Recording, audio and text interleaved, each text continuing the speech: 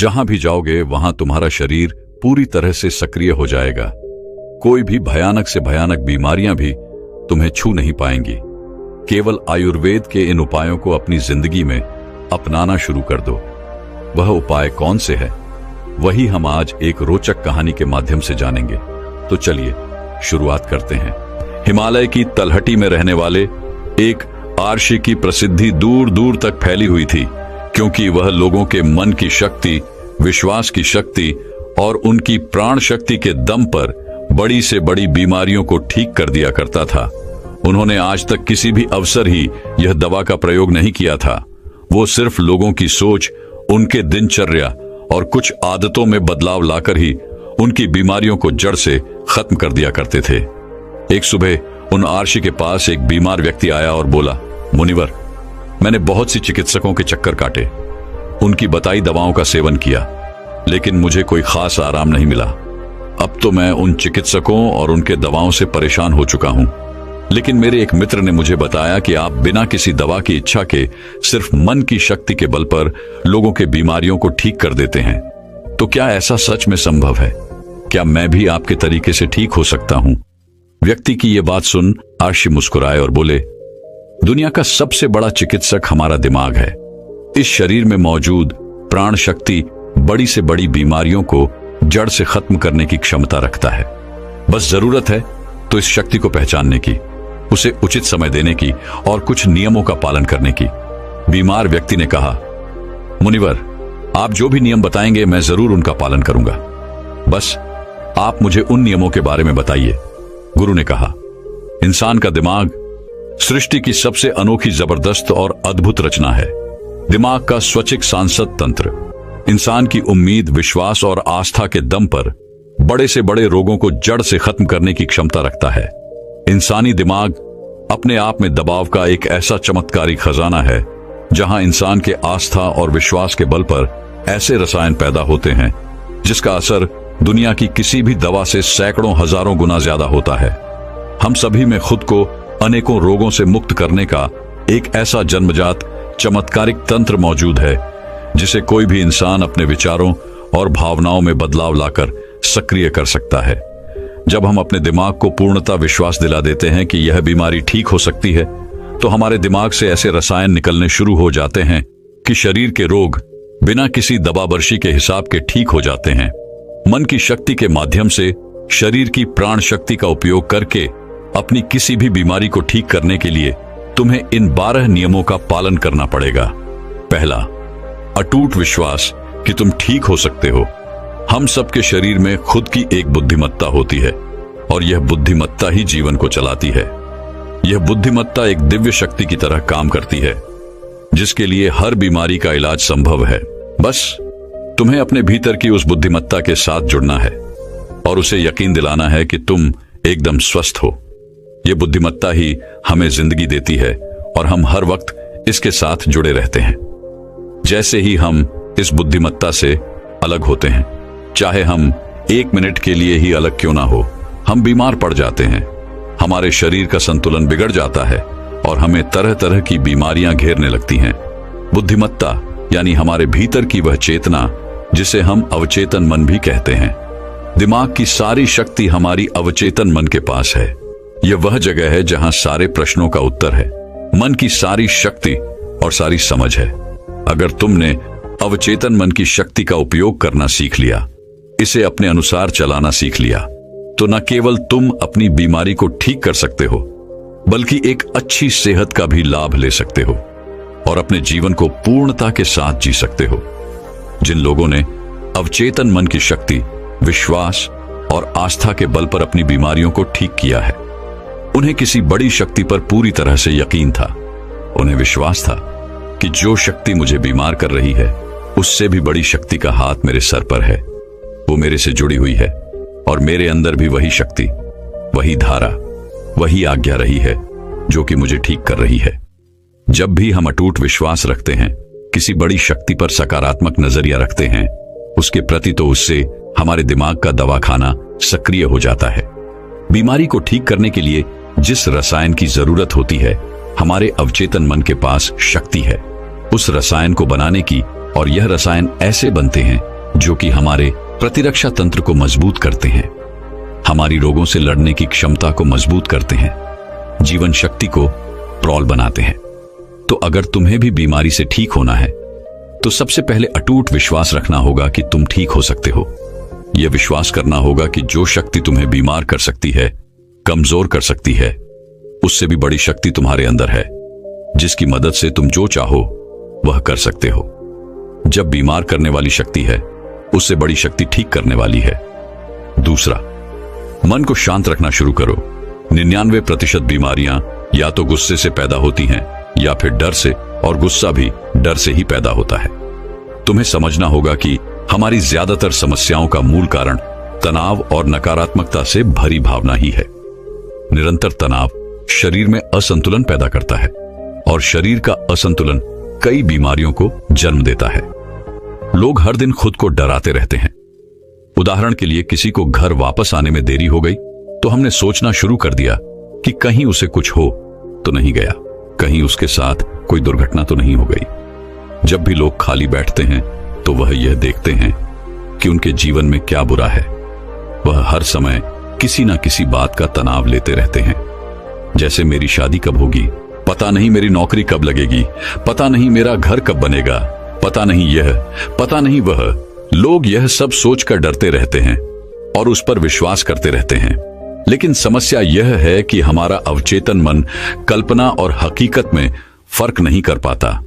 जब हम इस तरह की नकारात्मक कल्पनाएं करते हैं तो हमारा अवचेतन मन इन्हें सच मान बैठता है और उसे लगने लगता है कि सच में एक अदृश्य तलवार उसके ऊपर लटक रही है, जो उसके स्वास्थ्य को, संबंधों को, जीवन को कभी भी बर्बाद कर सकती है। और इस तरह से हमारा अवचेतन मन हमेशा डरा डरा रहता है और शरीर के अंदर ऐसे नकारात्मक रसायन पैदा करता है जो गंभीर बीमारियों को पैदा करते हैं। अब इसका समाधान क्या है? इसका समाधान है कि खुद के प्रति नकारात्मक कहानियां बनाना बंद करो और समस्या के समाधान पर काम करना शुरू करो। इसके अलावा एक बहुत ही प्रभावी तरीका है मन को शांत करने का, मन से सारी गंदगी बाहर निकालने का। इसे करने के लिए मन में जो भी नकारात्मक विचार, गुस्सा, डर, जलन, अतीत की बुरी घटनाएं जो तुम्हें परेशान करती हैं, ऐसे सभी विचारों को एक कागज पर लिख लो। लिखने के बाद ना तो उसे खुद पढ़ो और ना ही किसी से पढ़वाओ, बस उस कागज को आग में जला दो। इससे हमारे दिमाग को यह संदेश पहुंचता है कि मेरे अंदर से नकारात्मक विचार कागज पर निकले और अब वह जलकर खत्म हो गए। इससे तुम्हारा मन एक अविश्वसनीय शांति और खुशी महसूस करेगा, और एक खुश व शांत मन वाले शरीर में कोई बीमारी रह ही नहीं सकती। आर्शी ने कहा, तीसरी बात, लोगों को माफ करना सीखो।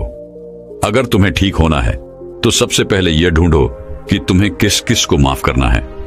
हम तब तक खुद को आजाद नहीं कर सकते जब तक हम अपने दिमाग से दूसरों को आजाद नहीं करते। दूसरों को आजाद करके हम किसी और को नहीं बल्कि खुद को ही आजाद करते हैं, अपने मन को आजाद करते हैं, उसे शांत करते हैं। इसलिए माफ करो और आगे बढ़ जाओ। कब तक इस बोझ को लिए जीते रहोगे? एक घर था, उस घर में एक नियम था कि कोई भी कचरा बाहर नहीं फेंका जाएगा। फिर हुआ यह कि धीरे धीरे कचरा घर में भरने लगा, घर से बदबू आने लगी, वहां कीड़े मकोड़े पैदा होने लगे और लोग धीरे धीरे वहां बीमार पड़ने लगे। यह सिर्फ उस घर की कहानी नहीं है, यह हमारे दिमाग और शरीर की भी कहानी है। हमारे दिमाग की एक आदत है कि यह हमारे साथ घटी सारी नकारात्मक घटनाओं को अपने अंदर रखता है। किसने हमको धोखा दिया, किसने हमको नीचा दिखाया, किसने हमको गाली दी, किसके साथ हमारी लड़ाई हुई, इसी तरह की सारी नकारात्मक घटनाएं हमारे दिमाग पर घूमती रहती हैं। और इस तरह से वो मौके, वो अच्छी चीजें जो हमारे जीवन में हैं, हम उन पर ध्यान नहीं दे पाते।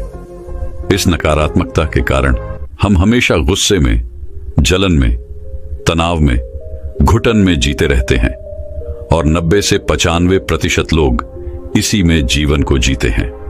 घर में एक दिन पुराना कूड़ा हम नहीं रखते क्योंकि अगले दिन उसमें से बदबू आने लगती है, लेकिन 15-15, 20-20 साल पुरानी बातें, गुस्सा, जलन, अपमान लोग अपने दिमाग में भर के रखते हैं और फिर कहते हैं हमारी बीमारी ठीक नहीं हो रही। हम जब तक लोगों को माफ नहीं करेंगे तब तक दिमाग से वह चीजें निकलेंगे नहीं।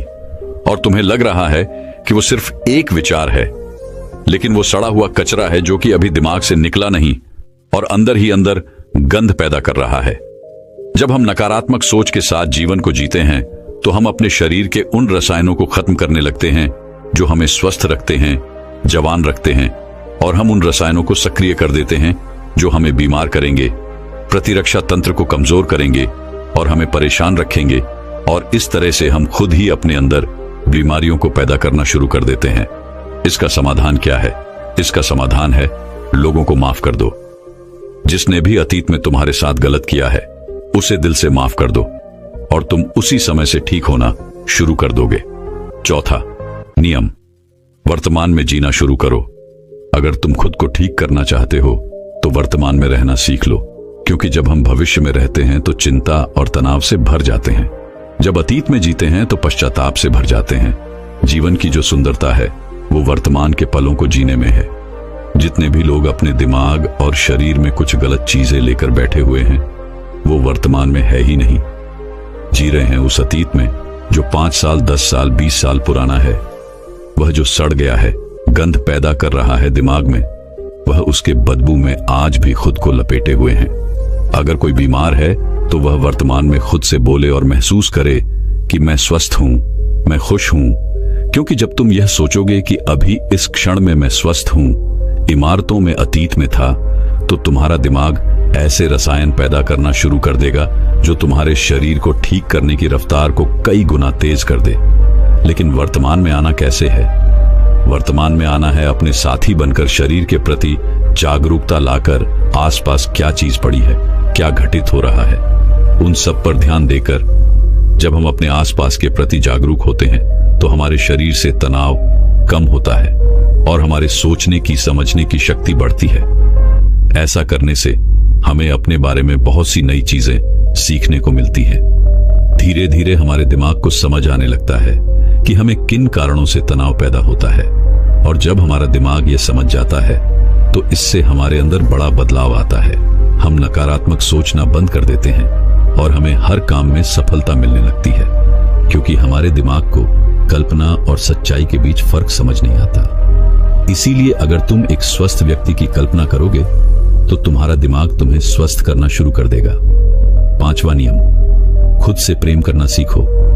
सालों बीत जाते हैं लेकिन लोग अपने बारे में कभी खुद से बात ही नहीं करते। यह भी नहीं जान पाते कि उनका पसंदीदा खाना क्या है, उन्हें क्या अच्छा लगता है। वह अपने साथ समय बिताना ही भूल जाते हैं। अगर ठीक होना है तो खुद से प्रेम करना ही पड़ेगा, अपनी कीमत पहचाननी ही पड़ेगी। बहुत सी महिलाएं और पुरुष परिवार की जिम्मेदारी और भाग दौड़ के चक्कर में खुद को खो देते हैं।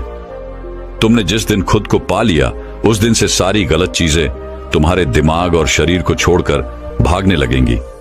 तुमने जिस दिन खुद को पा लिया उस दिन से खुद की कीमत समझने लगोगे, और जिस इंसान ने खुद की कीमत समझ ली, यही तो खुद से प्यार करना है।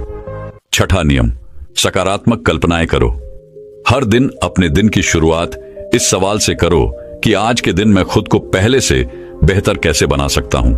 ज्यादातर लोग सुबह उठने के बाद केवल अपनी परेशानियों के बारे में सोचते हैं, और अधिकतर परेशानियां उनके भूतकाल यानी अतीत की यादें होती हैं। जैसे ही वो अपने परेशानियों के बारे में सोचते हैं, वो बीते हुए कल के बारे में सोचने लगते हैं। हर एक परेशानी के साथ एक भावना जुड़ी होती है, और अपने भूतकाल के बारे में सोचने से ही वो लोग उदास हो जाते हैं और खुद को अयोग्य मानने लगते हैं। तुम्हें अगले 7 दिनों तक सुबह उठने के बाद अपने दिन की शुरुआत सकारात्मक विचार के साथ करनी है। सुबह उठते ही सोचो कि आज के दिन मैं खुद का सर्वश्रेष्ठ संस्करण कैसे बन सकता हूं। निर्णय लो कि आज का दिन मैं खुशी के साथ बिताऊंगा। तुम्हें अपना हर दिन सकारात्मकता और उमंग से भरी भावनाओं के साथ शुरू करना चाहिए। हमारी शारीरिक अवस्था हमारी मानसिक अवस्था से सीधी जुड़ी होती है, तो जब हम बेहतरीन मानसिक अवस्था के साथ अपने दिन की शुरुआत करते हैं तो ये हमारे शरीर के लिए भी अच्छा होता है। खुद की ऐसी छवि बनाओ जिसमें तुम पूरी तरह से स्वस्थ हो। हर दिन 10 मिनट आंख बंद करके बैठो और यह कल्पना करो कि तुम ठीक हो रहे हो। ऐसा करने से ही हमारा अवचेतन मन ऐसे रसायन बनाना शुरू कर देता है जो हमारी बीमारी को तेजी से ठीक करना शुरू कर देते हैं।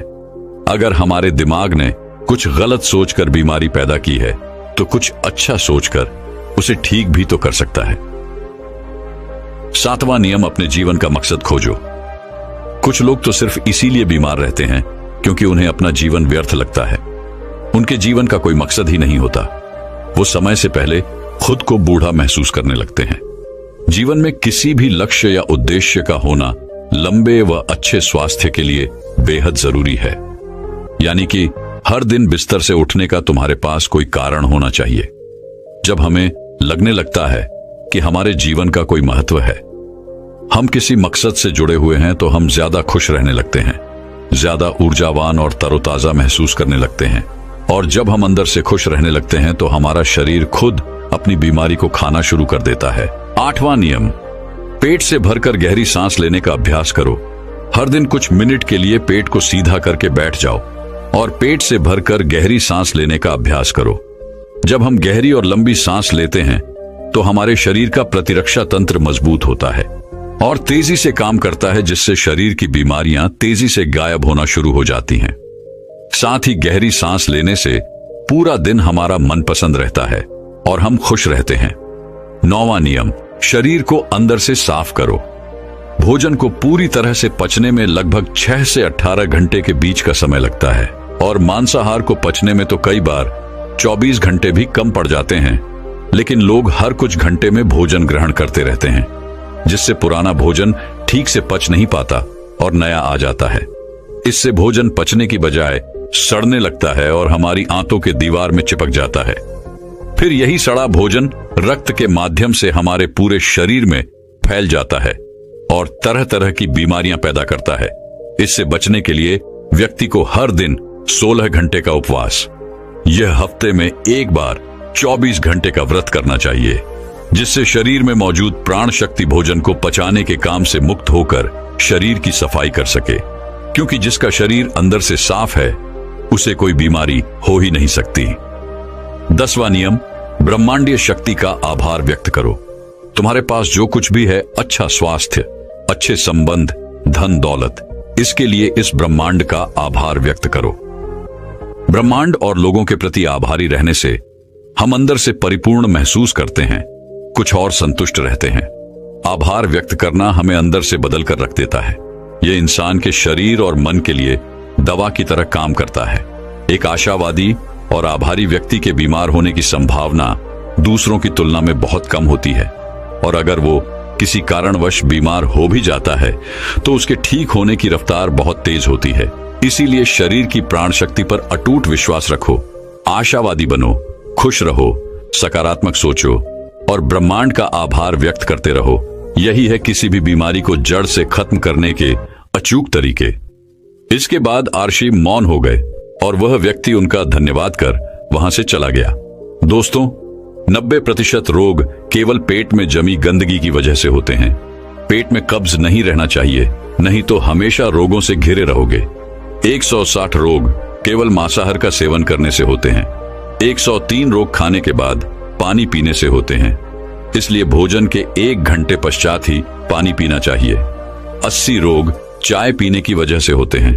48 रोग एल्यूमिनियम की बर्तन या प्रेशर कुकर के खाने की वजह से होते हैं। मिट्टी के बर्तन में भोजन पकाने से पोषक तत्व 100% रहते हैं। कांसे के बर्तन में 97%, आइटाल के बर्तन में 93%, एल्यूमिनियम के बर्तन और प्रेशर कुकर में सिर्फ 13% पोषक तत्व ही रह जाते हैं। आयुर्वेद के अनुसार भोजन पकने के 48 मिनट के अंदर उसे खा लेना चाहिए, क्योंकि उसके पश्चात भोजन में तामसिक गुण आ जाते हैं। 12 घंटे के बाद खाना पशुओं के खाने लायक भी नहीं रह जाता। खाने के लिए हमेशा सेंधा नमक सर्वश्रेष्ठ होता है। उसके बाद काला नमक, सफेद नमक जहर के सामान होता है। सरसों, मूंगफली, नारियल, सूरजमुखी का तेल और देशी घी खाना चाहिए। रिफाइंड तेल और डालडा शरीर के लिए जहर के समान होते हैं। चाय, कोल्ड ड्रिंक्स और शराब के सेवन से हृदय रोग होने की संभावना बढ़ जाती है। अत्यधिक ठंडे जल, आइसक्रीम और ठंडे पदार्थों के सेवन से बड़े हद तक हृदय सिकुड़ जाता है। मैदे से बने पदार्थ जैसे पिज्जा, बर्गर आदि का सेवन करने से बड़े आंतों में गंदगी जमा होने लगती है। भोजन के पश्चात स्नान करने से पाचन तंत्र मंद पड़ने लगता है और शरीर कमजोर होने लगता है। इसीलिए हमेशा भोजन से पहले स्नान करें। शैम्पू, कंडीशनर से बाल पकने, झड़ने और कमजोर पड़ने लगते हैं। आपने देखा होगा कि साधु के बाल कितने मजबूत और घने होते हैं, जबकि वह किसी प्रकार का कोई साबुन, कंडीशनर और ब्रांडेड तेल नहीं लगाते। वह ब्रह्मचर्य में रहकर संयम पूर्वक अपना जीवन व्यतीत करते हैं। आजकल ज्यादातर बीमारियां गलत खान पान और गलत दिनचर्या की वजह से पैदा हो रही है। अगर हम अपने खाने, सोने और उठने का समय निश्चित कर लें, साथ ही सही भोजन उचित मात्रा में ग्रहण करें, तो हम बहुत सी बीमारियों से खुद को बचा सकते हैं और पुरानी बीमारियों को ठीक भी कर सकते हैं। तो दर्शकों, चलिए इसी विषय पर अगली रोचक कहानी की शुरुआत करते हैं। एक गुरु समुद्र के किनारे अपना आश्रम बनाकर रहा करते थे। वे रोज शाम को आश्रम के बाहर खड़े होकर समुद्र के ऊपर उड़ने वाले बाजों को बड़े ध्यान से देखा करते थे।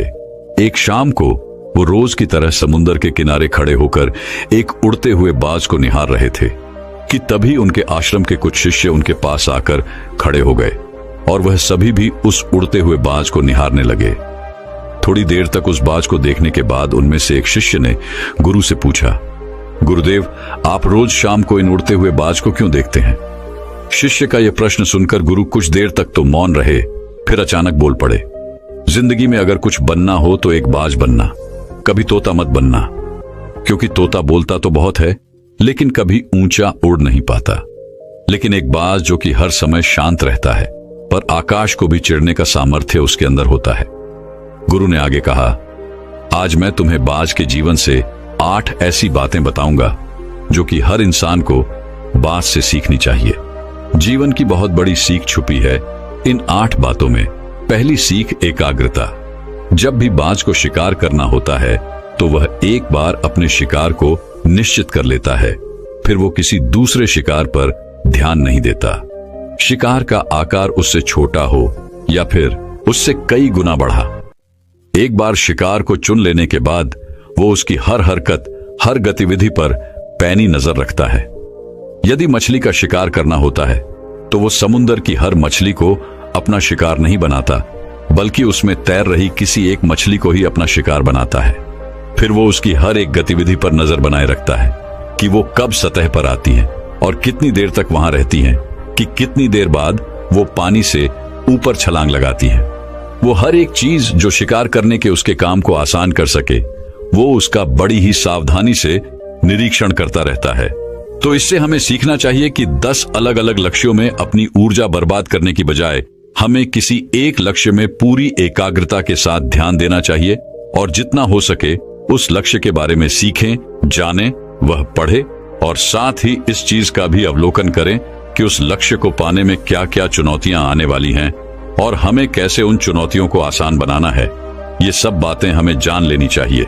दूसरी सीख, बाज हमेशा सबसे ऊपर और अकेला उड़ता है। बाज कभी भी किसी चिड़िया या छोटे पक्षियों के साथ नहीं उड़ता। बाज या तो बाज के साथ उड़ता है या फिर अकेला उड़ता है।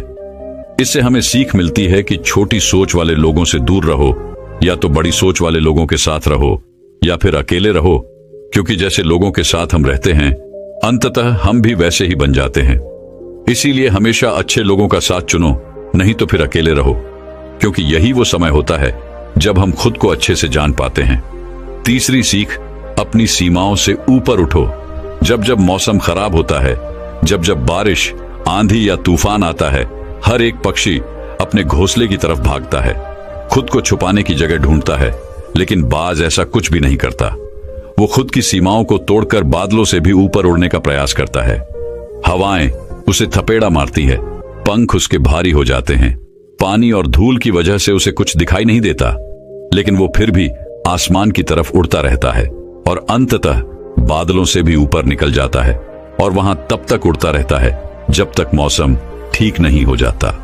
बाज अपनी सीमाओं को सिर्फ इसीलिए तोड़ पाता है क्योंकि वो समस्या के आने पर उसे घबराता नहीं, उससे डर कर बचने का प्रयास नहीं करता, बल्कि एक सकारात्मक नजरिए के साथ उसका सामना करता है। इससे हमें सीख मिलती है कि जीवन में जब भी समस्याएं आएं तो उससे भागो मत, उनसे बचने का प्रयास मत करो, बल्कि समस्या की आंखों में आंखें डालकर तब तक उसका सामना करो जब तक कि वो समस्या पूरी तरह से समाप्त ना हो जाए। और ऐसा केवल तभी संभव है जब व्यक्ति सकारात्मक सोच, सकारात्मक नजरिए के साथ समस्याओं को देखें। गुरु ने आगे कहा चौथी सीख, अपने आराम से बाहर निकलो। बाज कभी भी अपने घोंसले में घास के कोमल तिनके नहीं रखता, और जो तिनके कोमल होते जाते हैं उन्हें निकालकर फेंकता रहता है। वह ऐसा इसीलिए करता है ताकि उसके अंदर अपने घोंसले से बाहर निकलकर शिकार करने का जुनून चढ़ा रहे और उसके बच्चे आलसी न बने। वो लगातार घोंसले से निकलकर उड़ने का प्रयास करता है और जल्द से जल्द अपनी सुरक्षा खुद करना सीख जाता है। लेकिन दूसरी तरफ हम इंसान हैं जो बड़े बड़े लक्ष्य तो हासिल करना चाहते हैं, लेकिन साथ ही अपना आराम भी नहीं छोड़ना चाहते। हम हर दिन पूरी जद्दोजहद करते हैं अपने घर को, अपने कमरे को, अपने जीवन को और भी आरामदायक चीजों से भरने के लिए। हम हर वो काम करते हैं जिससे हमारा जीवन और भी आरामदायक हो सके। हम आराम को बहुत अहमियत देते हैं।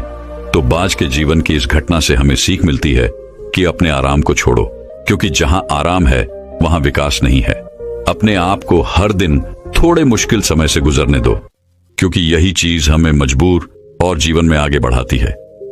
पांचवी सीख, निडरता। बाज कभी भी अपने शिकार का आकार या उसकी ताकत देखकर घबराता नहीं है और ना ही कभी उसके सामने हार मानता। वह अपनी आखिरी सांस तक उसे टक्कर देता है और उसे अपना शिकार बनाने की कोशिश करता है। इससे सीख मिलती है कि चाहे समस्या कितनी ही बड़ी, कितनी ही विशाल क्यों ना हो, उसके सामने हार मत मानो, उसका सामना करो। दुनिया के सबसे सफल लोग सबसे निडर व्यक्ति भी होते हैं। वह कभी समस्याओं से डरते नहीं, बल्कि डटकर उनका सामना करते हैं। छठी सीख, बाज कभी भी मरे हुए शिकार को नहीं खाता, वह हमेशा जिंदा शिकार करता है। इससे हमें सीख मिलती है कि हमें कभी भी अपने बीते हुए कल में नहीं जीना चाहिए। अपनी पुरानी सफलताओं या असफलताओं को अपने मन में लेकर नहीं घूमना चाहिए। हमारा जो अतीत है वह मर चुका है, अब वह कभी लौटकर नहीं आने वाला। इसलिए अपने उन मरे हुए सड़े हुए अतीत के विचारों पर ध्यान मत दो और अपनी आने वाली ताजी जिंदगी पर ध्यान लगाओ। अपने अतीत की पुरानी यादों को जो तुम्हें तंग करती है उन्हें वहीं रहने दो जहां की वह हैं। अतीत की जगह अतीत में है, उसे वर्तमान में मत लाओ, क्योंकि अगर एक बार तुम्हारा अतीत तुम्हारे वर्तमान में आ गया तो फिर तुम्हारा अतीत तुम्हें वर्तमान में कभी नहीं रहने देगा। तुम्हारे अतीत में तुम्हारे साथ चाहे कितना ही बुरा क्यों ना हुआ हो, वह अब मर चुका है। तो उस बाज की तरह बनो जो मरी हुई चीजों को कभी नहीं खाता। साथ में अकेले आगे बढ़ने का साहस हमें बाज से सीखना चाहिए। बाज हमेशा अकेला शिकार करता है। शायद उसे भी पता है कि भीड़ हौसला तो देती है मगर हमारा साहस छीन लेती है। जो अकेले अपने लक्ष्य के लिए निकल पड़ता है उससे बढ़कर शायद ही किसी और का हौसला होता है। बाज ना तो कभी किसी दूसरे बाज से सहायता लेता है और ना ही कभी किसी की सहायता करता है, अपने बच्चे की भी नहीं। जंगल के राजा शेर को भी झुंड बनाकर शिकार करते हुए देखा जा सकता है, लेकिन बाज में यही कारण है कि उसमें इतना साहस होता है कि वह जल, थल और नभ सभी जगहों पर शिकार करके अपना परचम लहरा सकता है। तो इससे यह सीख मिलती है कि कभी भी अपने लक्ष्य की प्राप्ति के लिए अकेले चलने से डरो मत। अगर बुद्ध अकेले आगे बढ़ने से डर गए होते तो आज दुनिया को ध्यान और शांति का पाठ कौन सिखाता। आठवीं और सबसे महत्वपूर्ण सीख, दर्द से भागो मत। बाज की उम्र लगभग 70 साल होती है, लेकिन 40 साल में ही उसका शरीर बूढ़ा हो जाता है। नाखून उसके पैरों में ढंसने लगते हैं, पंख उसके शरीर में चिपक जाते हैं, चोंच उसकी मुड़ जाती है, शरीर उसका भारी हो जाता है। ऐसी स्थिति में शिकार करना तो क्या, वह उड़ने की हालत में भी नहीं होता। अब उसके पास सिर्फ 2 विकल्प होते हैं। पहला, या तो वह अपनी इस अवस्था को स्वीकार कर ले और भूखा प्यासा मर जाए या किसी दूसरे जानवर का शिकार बन जाए, और दूसरा विकल्प यह होता है कि वो 6 महीने की एक बहुत ही दर्दनाक प्रक्रिया से गुजरे और खुद को फिर से पहले जैसा मजबूत बना ले। लेकिन बाज तो बाज है, वह दूसरा विकल्प ही चुनता है। इसके लिए वह खुद को एक बहुत ही ऊंचे और सुनसान पहाड़ में ले जाता है, जहां वह पहले अपनी चोंच से अपने सारे पंख खींच खींच कर उखाड़ देता है, फिर चट्टान पर पैर मार मार कर अपने पंजे तोड़ देता है। उसके बाद उसी चट्टान पर अपनी चोंच को पटक पटक कर तोड़ देता है और इस लहूलुहान अवस्था में खुद को दूसरे जानवरों से छिपाता फिरता है। अगले 6 महीने तक वह इसी दर्दनाक अवस्था से गुजरता है और इंतजार करता है नई चोंच, नए पंख और नए पंजे के उगने का। 6 महीने के इस दर्द भरे समय के बाद जब उसके नए पंख, नए पंजे और नई चोंच उग जाती है, तब फिर वह अपनी नई जिंदगी शुरू करता है और निकल पड़ता है अपने शिकार पर और अगले 30 सालों तक फिर राज करता है। इससे ये सीखने को मिलता है कि समय आने पर हमें अपनी कुछ पुरानी आदतों को छोड़ना पड़ता है कुछ नया पाने के लिए। फिर चाहे उस आदत को छोड़ना कितना ही मुश्किल क्यों ना हो, उसको छोड़ने की प्रक्रिया कितनी ही दर्दनाक क्यों ना हो। चीजें जो हमारे लिए बोझ हैं, जो हमें पीछे खींचती हैं, जिनका हमारे जीवन में कोई काम नहीं, उन्हें छोड़ देना ही अच्छा है। गुरु ने आगे कहा तो यह थी बात से सीखने वाली वो 8 बातें जो जिंदगी भर तुम्हारे काम आएंगी। शिष्य ने कहा, गुरुदेव, हमने तो कभी सोचा ही नहीं था कि बाज जैसे पक्षी से भी इतना कुछ सीखा जा सकता है। इसके बाद सभी शिष्यों ने गुरु को धन्यवाद किया और अपने अपने काम पर लौट गए। दोस्तों, मैं उम्मीद करता हूं कि यह कहानी सुनने से आपके जीवन में अच्छे बदलाव आए होंगे।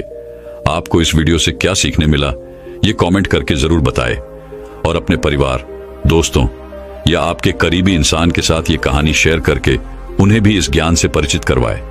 बाकी अगर आपको यह वीडियो दिल से अच्छी लगी हो तभी इस वीडियो को लाइक कर देना और आपने अब तक इस चैनल को सब्सक्राइब न किया हो तो चैनल को सब्सक्राइब भी जरूर कर देना।